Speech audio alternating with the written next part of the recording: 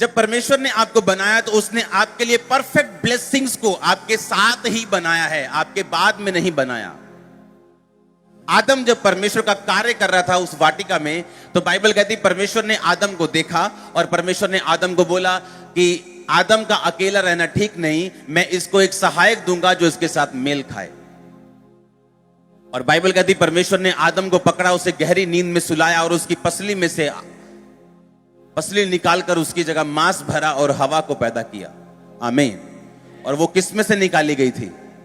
परमेश्वर ने ये नहीं कहा ओहो यार ये तो मैं भूल ही गया, चलो फिर से मिट्टी गूंदते हैं, फिर से उसमें जीवन का सांस फूंकते हैं और बोलते हैं आदम मैं भूल गया था, ये ले तेरे लिए परफेक्ट ब्लेसिंग। बाइबल कहती परमेश्वर ने सारी ब्लेसिंग जो आदम को चाहिए थी उसके अंदर से निकाली। परमेश्वर को मालूम था कि आदम को फ्यूचर में क्या चाहिए और उसने सब कुछ आदम के अंदर डाल दिया था। आप कोई भी फल खाते हैं वो फल बाहर से नहीं आता, बल्कि उस बीज के अंदर से निकलता है जिसको आप धरती पे डालते हैं। हाँ या ना? परमेश्वर ने उस बीज को ताकत दी है कि वो फल को पैदा कर सके। और उसी तरह परमेश्वर ने जब आपको बनाया तो इस इच्छा से और इस मेंटालिटी से और इस सोच से बनाया कि जब परमेश्वर ने आपको बनाया, आपने नहीं, मैं फिर आपको बोल रहा हूं, जब भी आप वचन सुने आप भूल जाए कि यहां लाखों लोग बैठे हैं, यहां वो सुन रहे हैं वो सुन रहे हैं। आप सोचो कि मैं सिर्फ आपसे बात कर रहा हूं।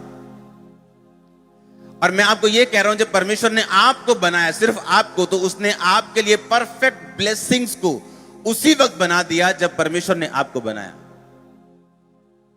अब आप कहेंगे अगर परमेश्वर ने ऐसा बनाया तो दुनिया दुखी क्यों है? अगर परमेश्वर ने मेरे लिए परफेक्ट ब्लेसिंग्स को बनाया है तो मेरी लाइफ में वो क्यों नहीं? जिस तरह एक पेड़ को फल पैदा करने में टाइम लगता है, उसी तरह अगर आप चाहते हैं कि परमेश्वर की परफेक्ट ब्लेसिंग्स जो परमेश्वर ने आपके लिए रखी हैं आपकी लाइफ में आना शुरू हो, तो ये वचन जो मैं आज आपको दूंगा आपको फॉलो करना होगा। यीशु मसीह ने बाइबल में लिखा कि बाहर जाते हुए एक शमौन नामक कुरेनी मनुष्य उसे मिला। किसको? सिपाहियों को। और बाइबल कहते सिपाहियों ने उसे पकड़ा, बेकार में पकड़ा उसे और कहा कि यीशु मसीह का क्रूस उठा और यहां से यीशु मसीह के साथ साथ चल। और वहां पे उस देश में एक रूल था कि सिपाही किसी भी व्यक्ति को, किसी भी इजरायली को पकड़कर उसे एक कोस कुछ किलोमीटर तक फ्री में लेके जा सकते थे, वो मना नहीं कर सकता था। समझ आ रही कि नहीं? कि रोमी सिपाही किसी को भी पकड़ सकते थे, चल भाई मेरा थैला फाड़े में सब्जियां था, चल ये ले पकड़ मेरा ये गेहूं का मन, एक चल सिर पे रख, चल मेरे साथ। वो मना नहीं कर सकता, ये रूल था उनका।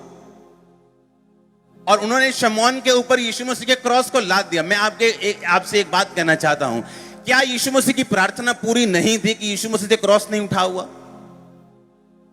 क्या यीशु मसीह की फास्टिंग में कुछ कमी रह गई थी जो क्रॉस नहीं उठा हुआ यीशु मसीह से? क्या यीशु मसीह ने कोई गुनाह किया था कि उसके शरीर में इतनी ताकत नहीं थी कि वो उस क्रूस को उठा सके और जा सके, अपना क्रूस खुद उठा सके? उसे किसी की जरूरत क्यों पड़े? बाइबल का एक एक बिंदु उसका असर आसमान तक हो सकता है, वो इतना गहरा है। परमेश्वर ने आपको भी बोला कि यदि तू मेरा चेला बनना चाहता है तो प्रतिदिन क्या करेगा? तू अपना हर संडे थर्सडे, हाँ कहता है एवरी डे, रोज तू अपना क्रूस उठाएगा और मेरे पीछे चलेगा, अपने आप का इनकार करेगा अगर तू मेरा चेला होना चाहता है तो। चेला होने का मतलब सिर्फ सताव लेना या दुखी होना या पाप से आजाद होने का मतलब सिर्फ चेला होना नहीं है। चेले होने का यह भी मतलब है कि दुनियावी और आत्मिक दोनों आशीषों में भरपूर और संपन्न और दूसरों को ब्लेस करने वाला। चेला होने का मतलब यह भी है। दो पहलू हैं इसके। जब वाइस मैन ने यीशु मसीह को बच्चे को भेंट चढ़ाई थी तो सोना, लोबान और गंधरस की भेंट चढ़ाई थी।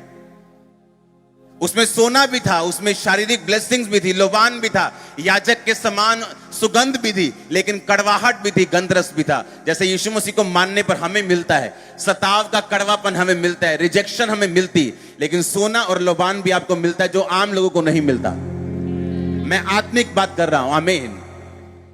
अब हमें यह समझना है कि यीशु